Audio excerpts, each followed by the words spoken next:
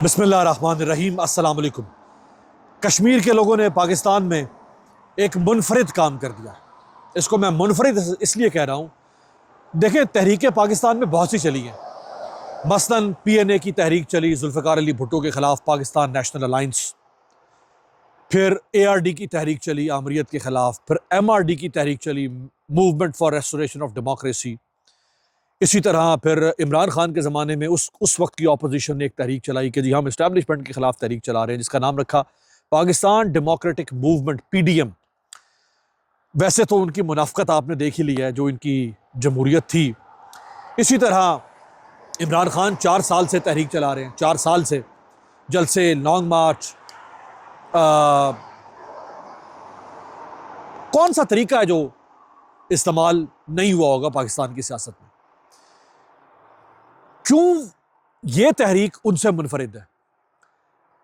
انفرادیت یہ ہے کہ یہ تحریک بغیر کسی سیاسی جماعت، بغیر کسی بڑے سیاسی لیڈر، بغیر کسی سیاسی سرپرستی کے چل رہی ہے۔ یہ جتنی تحریکیں میں نے آپ کو بتائیں یہ سب سیاسی جماعتوں نے چلائیں، اور ان تحریکوں میں ایک سیاسی جماعت نہیں ہوتی تھی، کئی جماعتیں ہوتی تھی۔ مثلاً PDM جب بنی عمران خان کے خلاف تو اس میں 11 سے 13 سیاسی جماعتیں تھیں۔ پیپلز پارٹی تھی، نون لیگ تھی، ANP تھی، پہلے بعد میں نکل گئی، JUI تھی، اس کے علاوہ محمود خان اچکزئی تھے، سردار اختر مینگا، 11 جماعتیں تھیں۔ جو ضیاء الحق کے خلاف تحریکیں چلی اس میں بھی کئی جماعتیں شامل ہوتی تھیں۔ آج اگر عمران خان کی تحریک چل رہی ہے تو اس کا نام ہے تحریک تحفظ آئین پاکستان، اس میں PTI ہے، اس میں اچکزئی ہے، اس میں سردار اختر مینگل ہے، اس میں سندھ یونائٹڈ پارٹی ہے، اس میں مصطفیٰ نواز کھوکھر ہیں، اس میں محمد زبیر ہیں، اس میں MWM ہے، اس میں سینیٹر مشتاق احمد کی پارٹی، اس میں اور جماعتیں۔ یہ جو تحریک آپ دیکھ رہے ہیں، اس تحریک میں تو کوئی سیاسی جماعت نہیں ہے، اس تحریک میں تو کوئی ایک سیاسی بڑا لیڈر نہیں ہے، ایک سیاسی لیڈر بھی کوئی سیاست کے علاوہ، جیسے کوئی ریٹائرڈ بیوروکریٹ سینئر ہوتا نہیں ہے، کوئی ریٹائرڈ ایکس سروس مین ہوتا نہیں ہے، کوئی اور کوئی سوشل ایکٹیوسٹ کو بڑا نام ہوتا نہیں ہے۔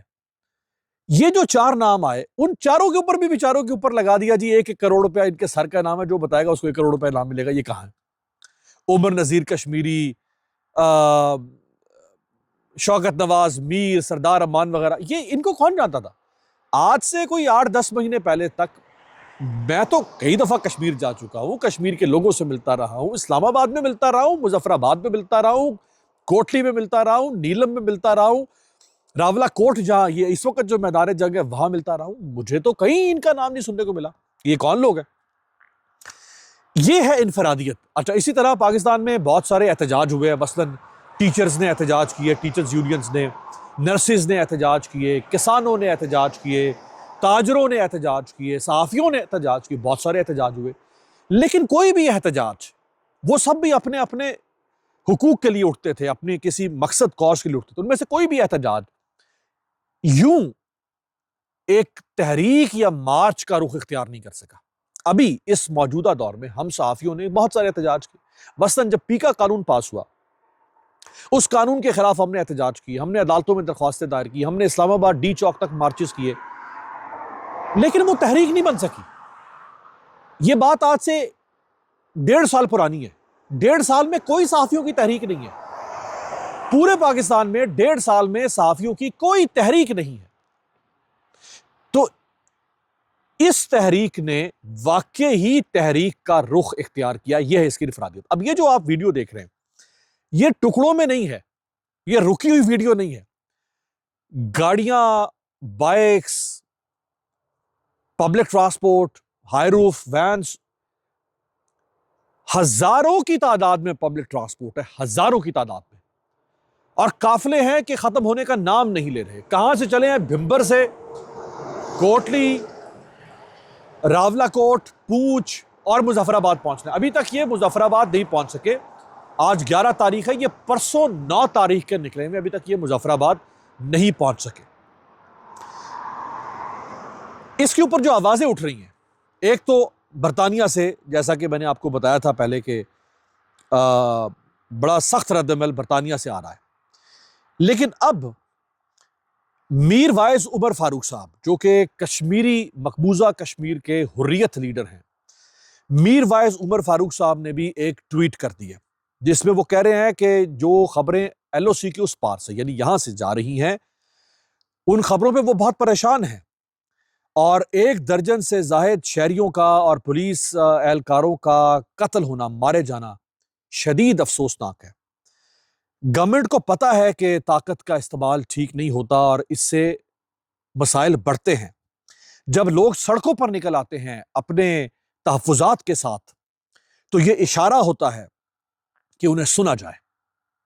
یہ رسپانسبلٹی ہے ان لوگوں کی جن کے پاس اتھارٹی ہے کہ وہ سنیں ایسے لوگوں کو، انہیں انگیج کریں اور پرامن طریقے سے ان کے مسائل حل کریں، نہ کہ آپ تشدد کو اور جانوں کے ضیاع کو ذریعہ بنا لیں یا اس کو راستہ بنا لیں۔ اب یہ آواز کہاں سے آ رہی ہے؟ مقبوضہ کشمیر سے حریت رہنما میر وائز عمر فاروق۔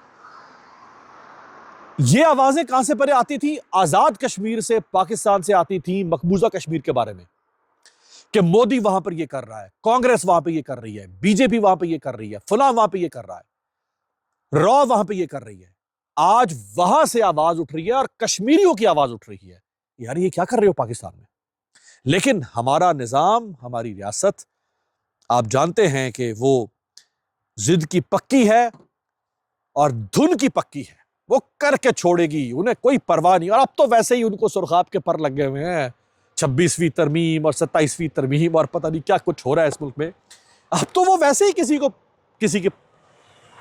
کسی کو لفٹ نہیں کروانے کو تیار۔ اور یہ تحریک جیسے جیسے آگے بڑھ رہی ہے اس میں جوش بلولہ بڑھتا جا رہا ہے۔ آپ ان کو دہشت گرد کہہ رہے ہیں، لوگ ان کے ساتھ جڑتے جا رہے ہیں، جوش بڑھتا جا رہا ہے، اور یہ ایک عوامی تحریک بن چکی ہے۔ اب آپ اس کو انڈین ایجنٹ کہیں، آپ اس کو دہشت گرد کہیں، اب جو میں آپ کو دکھانے جا رہا ہوں، جو جوش سنوانے جا رہا ہوں، یہ رات کے مناظر ہیں، یہ دیکھیں۔ نعرہ کشمیر